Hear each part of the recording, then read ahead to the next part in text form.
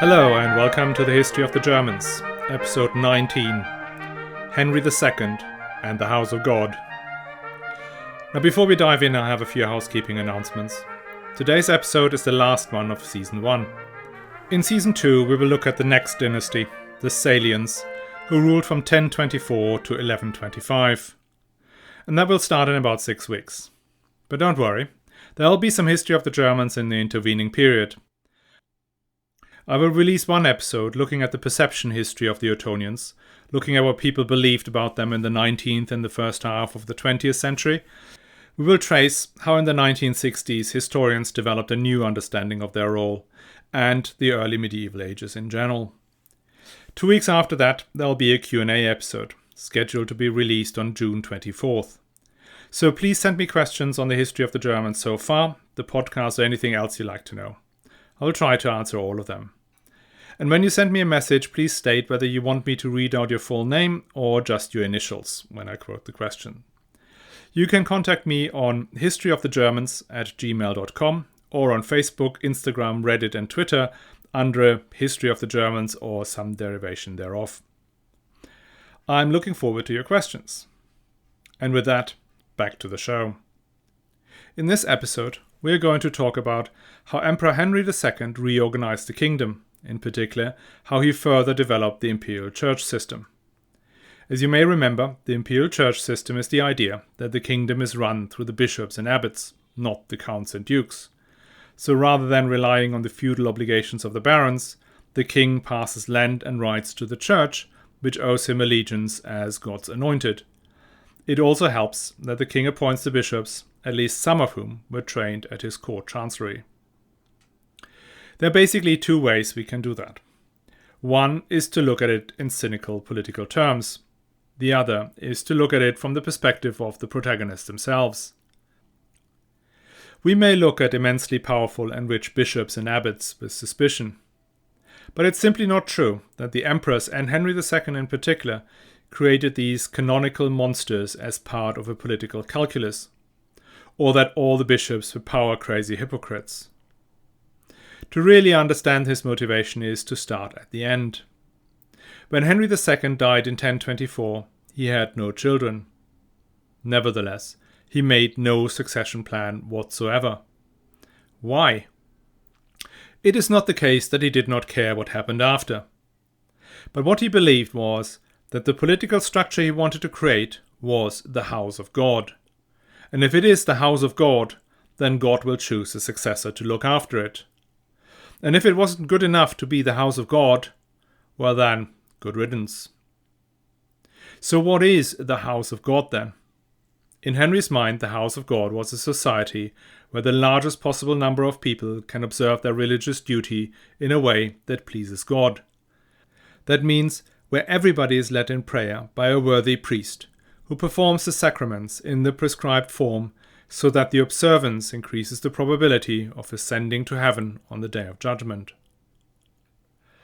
I do not know, and there is no documentary evidence, that Henry II's focus on the spiritual world was down to concerns about an imminent arrival of the Antichrist, as 1,000 years have passed since the birth of Christ. I doubt it matters much.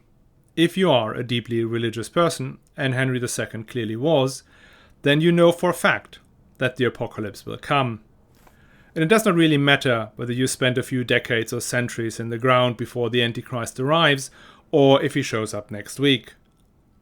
For Henry, it was the same, and he believed it was his job to prepare himself and to prepare his people for the coming of the end of times. What we do know is that Henry II had an illuminated manuscript of the Apocalypse commissioned from the Abbey of Reichenau. It is not only absolutely beautiful, but the Staatsbibliothek in Bamberg has published it in its entirety on their website, with explanations that go with each of the pages. So if you finally want to get your head around what's actually written in the Apocalypse, this is a very enjoyable way to do it. Or you can watch Good Omens, which is admittedly funnier and famously ineffable. Apocalypse now or not, Henry II wanted his kingdom to be the house of God.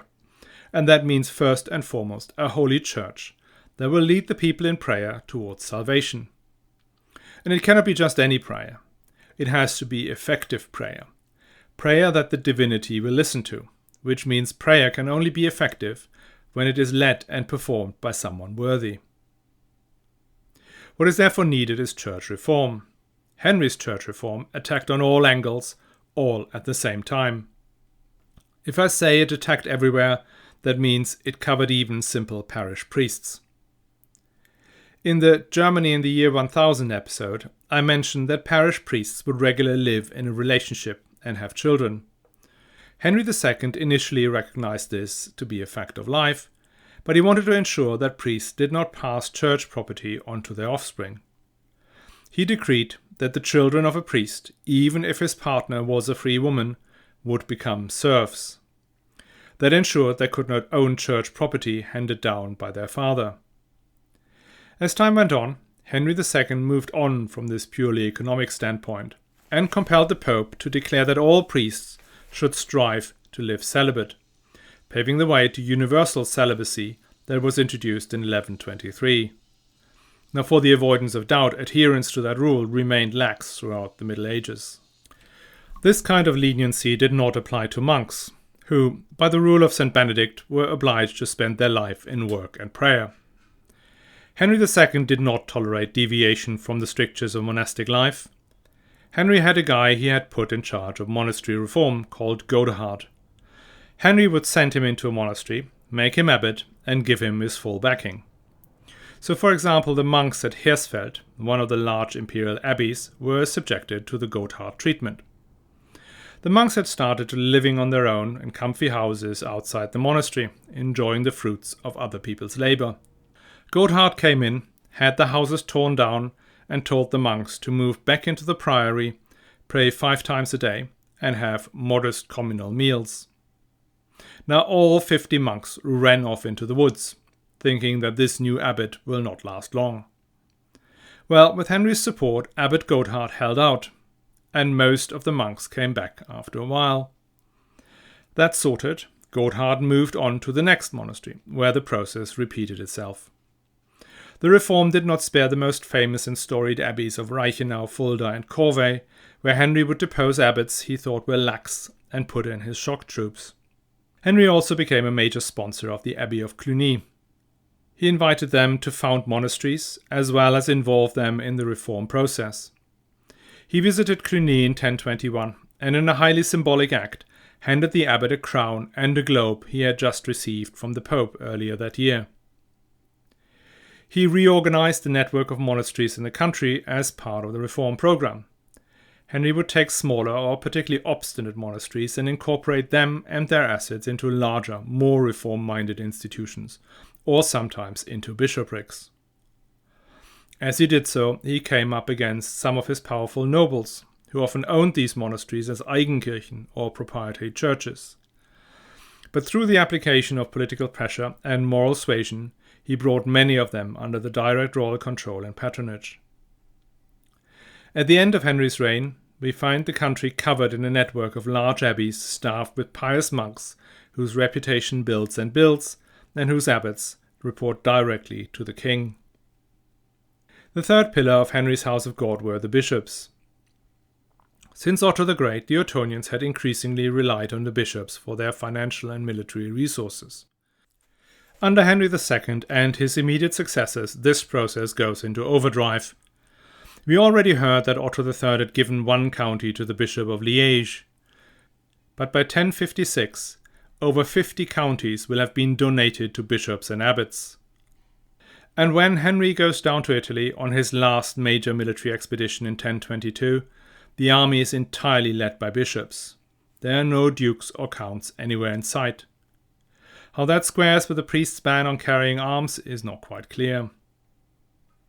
But it was not just Henry II who gave land to bishoprics. One of the fascinating stories of that period is the life of Bishop Meinward of Paderborn. Meinward was the heir to a large chunk of the fortune of the Immendinger clan.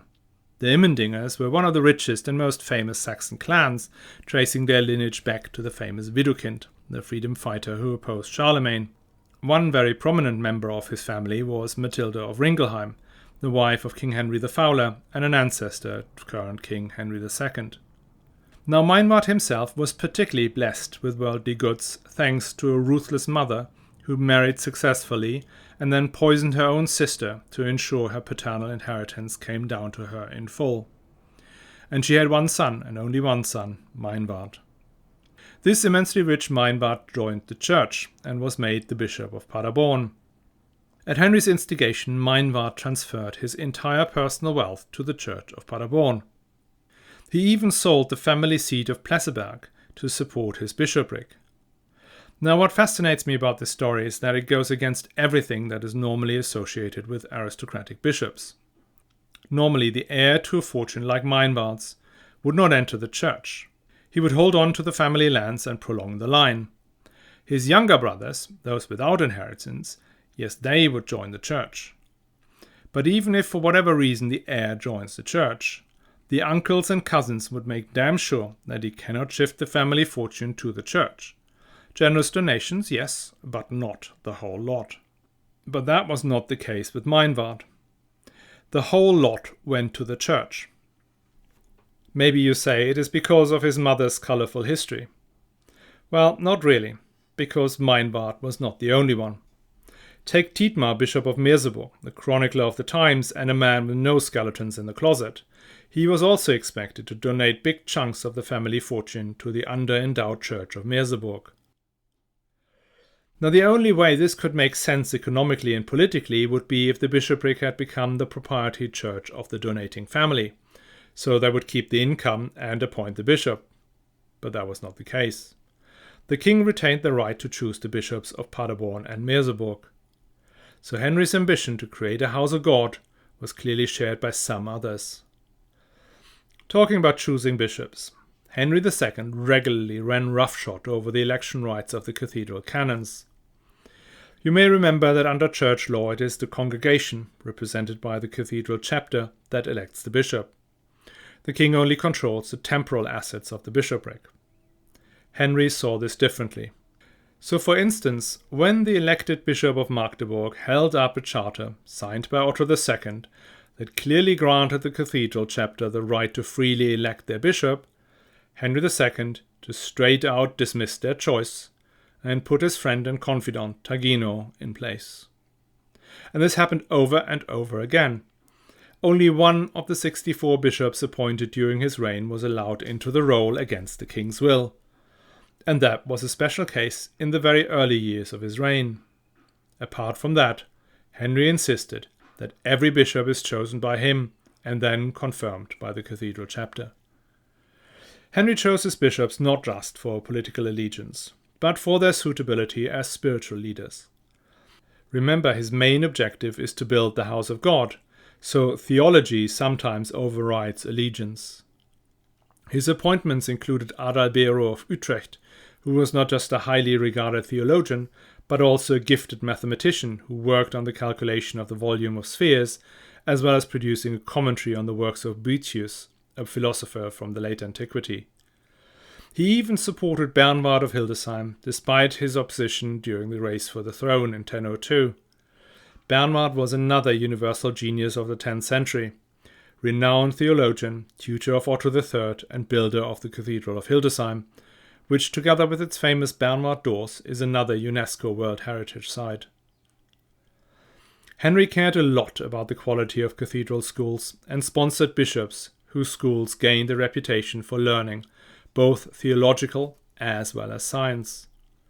Again, Meinward's school at the Cathedral of Paderborn became famous, not least for its extensive library. For his house of God to work, priests and monks had to be well versed in scripture and liturgy. He even started a major fight with the French king and the Archbishop of Reims over who would consecrate the Bishop of Cambrai. Cambrai was located in Lothringia, so it was part of the empire. However, the Diocese of Cambrai was part of the Archdiocese of Reims, which is in France. The Bishop of Cambrai therefore expected to be consecrated by his superior, the Archbishop of Reims. Henry II objected and pushed for consecration by a papal legate, which would basically remove Cambrai from the authority of the Archbishop of Reims, tying it closer into the empire. But that was only the secondary one of Henry II's concerns. His main issue was that he thought the Archbishop of Reims may use liturgy that was not up to the standards prevailing in the empire, making the Bishop of Cambrai less effective as a spiritual connector for his flock. The problem was ultimately resolved by Henry II sending detailed instructions to the Archbishop of Reims about how the ceremony was to be conducted. Sounds entirely bonkers, but it was a serious issue that was about to break out into open warfare. Henry also began reforming the cathedral chapters, similar to his reform of the monasteries. Cathedral canons had traditionally been living closer to the community they served, and, in line with the generally lax standards of ecclesiastical celibacy, tended to have their own families. Henry II could not bear this, and forced the canons to give up their families and live as a celibate community of men inside the cathedral complex. Again, not everybody was happy about that. Like his predecessors, Henry II relied heavily on his chancellors for the administration of the realm. These chancellors were usually scions of noble families destined for the church that would be trained up at the royal court to manage documents and learn about the emperor's strategy and policies. These chancellors would then be placed into important bishoprics once the emperor was convinced of their capabilities and loyalty. So out of the 64 appointments Henry made, 24 were his chancellors, including the most important archbishoprics of Mainz, Trier, Magdeburg, Hamburg, Bremen, and at the very end, Cologne. He also made the bishops his brothers in prayer. These were arrangements between several high aristocrats, whereby they each had to regularly pray for each other's well-being. We have seen these kinds of associations before, namely Henry the Fowler usually added them to his friendship agreements.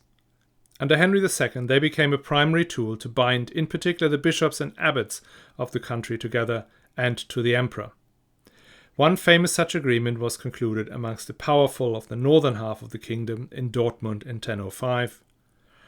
Under this union, each member had to feed 300 poor people, fund prayers, and light 30 candles in case one of their number dies, with the king being obliged to feed 1,500 poor people and the Duke of Saxony 500. Henry II was also constantly in touch with his bishops.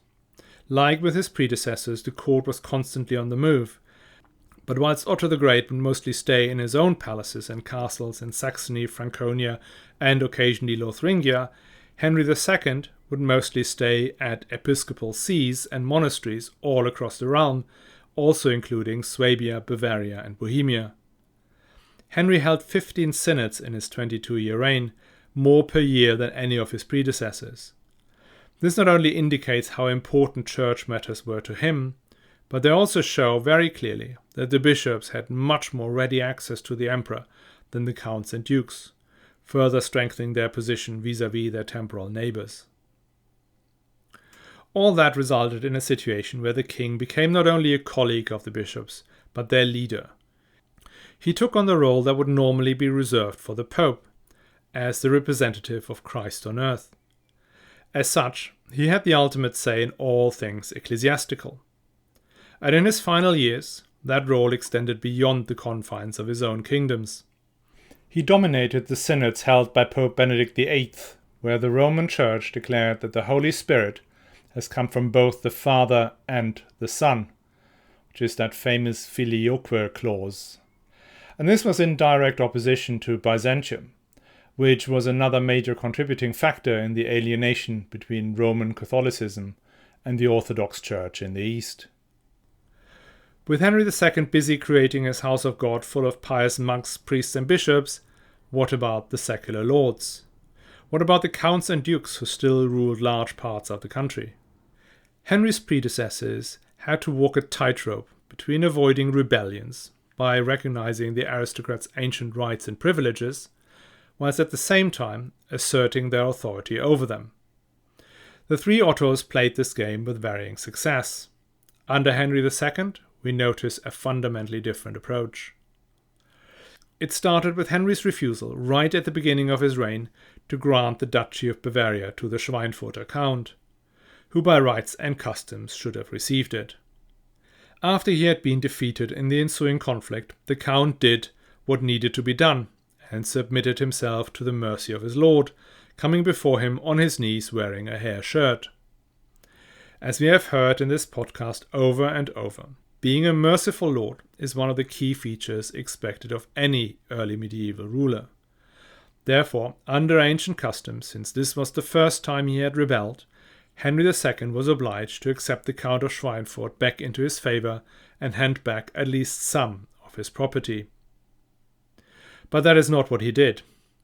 Instead, he declared the rebel should be locked up in the castle of Giebichenstein for as long as it pleases the king. Now that turned out to be a relatively short period of about 2 years, but the mere fact that he did not receive him back right away was a clear message that things had changed, and royal mercy was not to be taken for granted. Now, by locking up the Schweinfurter, Henry had asserted his right to appoint whoever he wanted as Duke of Bavaria, but that was still not enough control for him. In the period before the appointment of a new duke, he significantly reduced the ducal estate by transferring assets, namely abbeys and churches, to the royal demesne, leaving his successor as Duke of Bavaria with a much diminished position. And that successor was his brother-in-law, someone he could expect to be staunchly loyal to his cause. Now, how little value he assigned to family relationships became clear when the seat of the Archbishop of Trier, one of the most important ecclesiastical roles, became vacant. One of the 11 siblings of his wife, a certain Adalbero, got himself elected archbishop. His claim, apart from a reasonable ecclesiastical background as abbot of the nearby monastery, was the fact that his family owned vast tracts of land all over Lotharingia, and specifically around Trier. Their home, the castle of Luxembourg, that Luxembourg, was just half an hour's drive from Trier. Henry II would have none of it. On the one hand, he insisted that all bishops are appointed by him, rather than elected by the cathedral chapter. Moreover, he did not like the idea of even more power concentrated in the hands of the Luxemburger clan, even though they were his allies. So Henry appointed his own archbishop and besieged the city of Trier. Adalbero barricaded himself into the ancient Roman Basilica of Constantine that had been turned into a fortress. There he held out for 9 years, denying Henry II control of the city. Henry II controlled most of the land of the archdiocese and maintained a loose siege for all that time. As the issue became bloody, all other siblings of Kunigunde were dragged into this, including her brother Henry, who had been made Duke of the much-reduced Duchy of Bavaria. The Duke of Bavaria rebelled and even received some support from his magnates, who just 6 years earlier were all in Henry II's camp. But that did not last long, and Henry II deposed the Duke, and for about 5 years the duchy was run by his wife Kunigunde on his behalf. Whilst all this was going on, Henry also picks a fight with another major family group in Lotharingia, the relations of Etzo. The nouveau riche who had married Otto III's sister and had made a bid for the throne in 1002. But that was clearly one step too far. Etzo allied with his neighbours, the Luxemburgers, and the combined forces inflicted a severe defeat on Henry II's forces. Henry then caves to Etzo, makes peace, and hands him significant fortresses, including the imperial palace at Kaiserswerth near Düsseldorf and the castle at Saalfeld.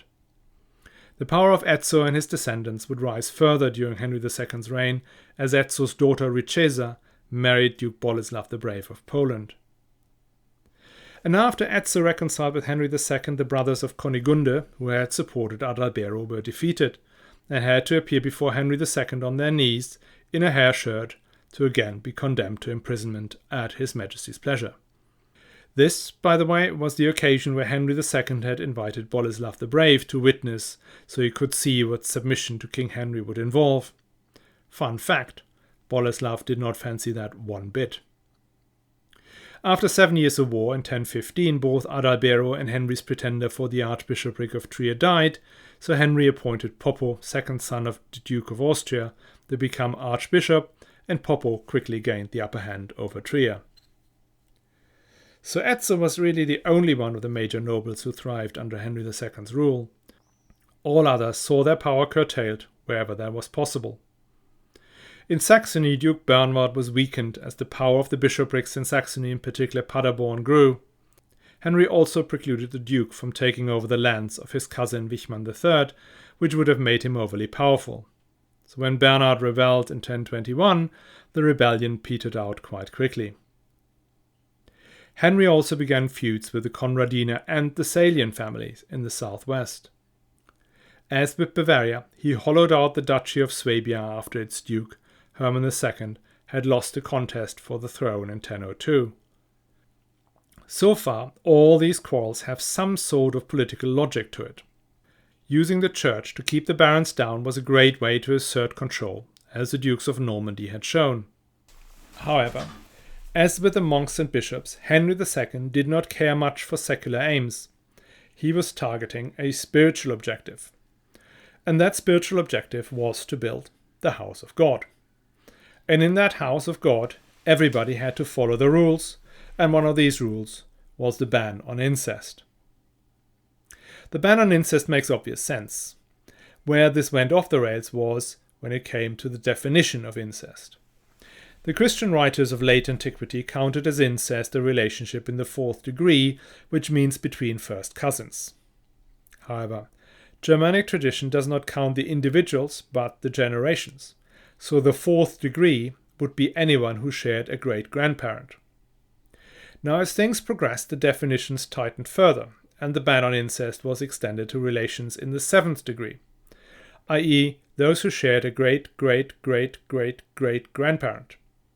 That basically meant nobody could marry anybody for the simple reason that hardly anyone knew their grandparents 6 generations ago.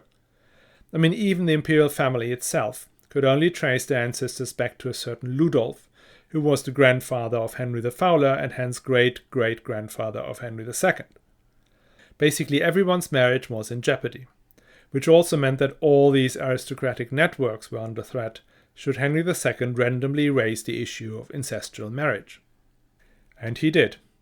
Barely a year into his reign, he accused Duke Conrad of Carinthia, one of his first and most important supporters in the bid to kingship, of an incestual marriage. Not much came of it, but it still caused some massive irritation.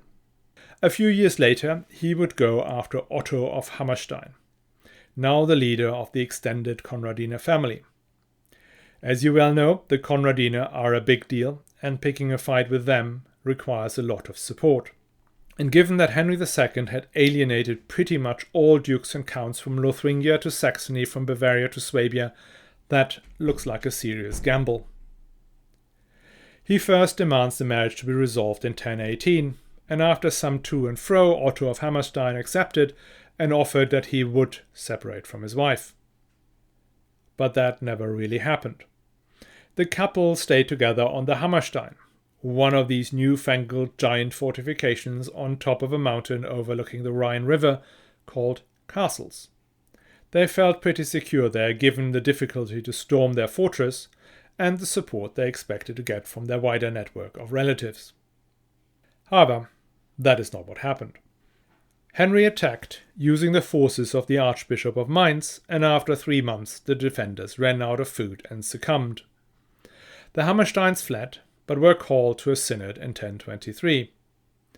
They both showed up and Mr. Hammerstein submitted and publicly divorced his wife. Mrs. Hammerstein did not take it lying down and went to Rome to seek the Pope's support. The Pope stuck with the previous interpretation of the law and sided with Mrs. Hammerstein. The Pope also punished the Archbishop of Mainz, who was formerly in charge of the proceedings. Now the situation could easily get out of hand if the Pope moves to excommunicate the Archbishop or even the Emperor himself, all over the marriage of the Hammersteins, who were probably second cousins, like every other German magnate. However, the whole affair ground to a halt when both Pope Benedict VIII and Henry II died in 1024. Henry's successor took a lot less issue with marriage rules, and as far as we know, the Hammersteins lived happily ever after. What this rather ridiculous little episode showed, however, is a fundamental shift in the structure of the kingdom. Henry II was able to go after the head of one of the greatest families in the land without creating a broad rebellion across it. Compare that with the time of Otto the Great in 955, when he faced an uprising of more than half his magnates over much less of a slight to one of his senior barons, Conrad the Red. Henry II did not have to fear as much from his nobles, in part because he could rely on the resources of the church, and because he benefited from a lack of cohesion amongst the major clans, whose interests diverged between those trying to gain advantages in the east, either with or against Boleslav the Brave, and those in the west clashed over the less available positions as more and more counties had been granted to bishoprics. And despite this constant quarrels with the nobility, there were, after all, tenants in the house of God. And Henry II's house of God needed not just sturdy walls, but also a great architectural feature that would forever glorify his name. And that great adornment was Bamberg. Bamberg had been an important fortress since the early 10th century. It was handed to Henry II's family by Otto II in these first months of friendship between the two houses that ended with the rebellion of the Three Henrys. Despite the fallout, the place remained in Henry's family, and it was by far his favourite residence. As he was not the guy to build palaces, but much more interested in churches, he decided to turn Bamberg into a bishopric. But not a bishopric like any other, subject to some archbishop. No, this bishop would only report directly to the Pope.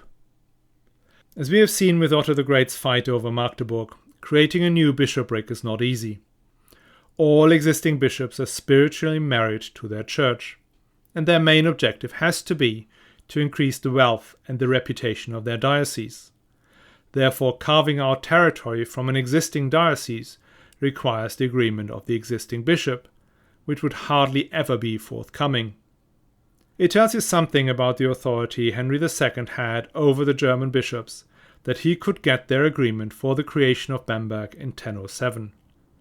Yes, it did require him begging on his knees, the one and only time he ever kneeled in front of another human being. It may also have helped that he compensated the Bishop of Würzburg with donations of land and rights out of his personal purse. But he got it done in just a year, when Otto the Great took more than a decade to fulfill his dream. And then we come to the endowment of the new diocese. Henry II and Kunigunde, who had no children and no relatives, made the Church of Bamberg their sole heir. By the stroke of a pen, Bamberg became one of the richest bishoprics in the world, owning abbeys and lands all over Germany, from near Merseburg in the east to the Rhine Valley, from Lake Constance to northern Saxony. Bamberg was given the most splendid library, with many of today's most cherished Ottonian manuscripts originally held in the Library of Bamberg.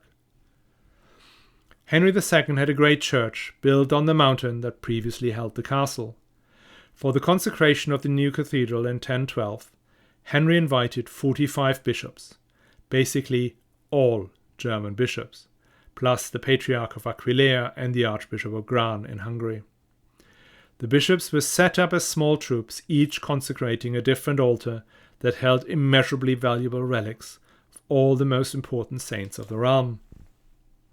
The consecration turned into a mirror image of the kingdom, with the bishops of the western dioceses of Trier, Mainz and Cologne consecrating the altars on the western side, whilst the eastern archbishops of Salzburg and Magdeburg consecrated the altars on the eastern side. When Pope Benedict VIII came to Bamberg in 1020, the church had its most splendid moment. He brought with him the famous star mantle, a cape made from blue cloth, embroidered with star signs in gold. And on the rim it says, "Hail to you, you adornment of Europe, Emperor Heinrich, may your rule be forever increasing by the grace of the King who rules forever." Henry II died on the 13th of July 1024. He is buried in the Cathedral of Bamberg next to his wife Kunigunde. The original cathedral sadly burned down in the 12th century and was replaced by the current, still absolutely splendid edifice. Miracles are being reported after his death, and by 1146 this autocratic ruler, who allied with the pagan Slavs against the Christian king of Poland, was made a saint. His wife Kunigunde joined him in the state in 1200. And that is it. The Ottonians have well and truly died out. There is no descendant in the male line from Henry the Fowler or even Otto the Venerable left. The German barons will meet and choose a new king, presumably one who is less keen on banning incest and harassing his magnates. This new king is of a new dynasty, the Salians. And that gives me a chance to take a break to prepare for this new season. My current plan is to start the next season on July 10th at the latest. In the intermediate time, we will have 2 episodes, one looking at the perception of the Ottonian rulers throughout history, in particular how the 19th century appropriated them to create a national German narrative that the Nazis further bastardized. After the war, it took a long time before talking about the early Middle Ages was acceptable again. And we will take a look at how contemporary historians try to get their head around those alien rulers. And then I want to do a Q&A session on probably June 24th, so please send me your questions about the Ottonians, the prologue, or just general about podcasting and history podcasts or anything else you want to know. I will try to answer all, except for the most personal questions. I hope to see you then. And if you get bored in the meantime, you can check out my new website, historyofthegermans.com, which should go live any day now. There will be maps, there will be pictures, and there will be blog posts related to the podcast.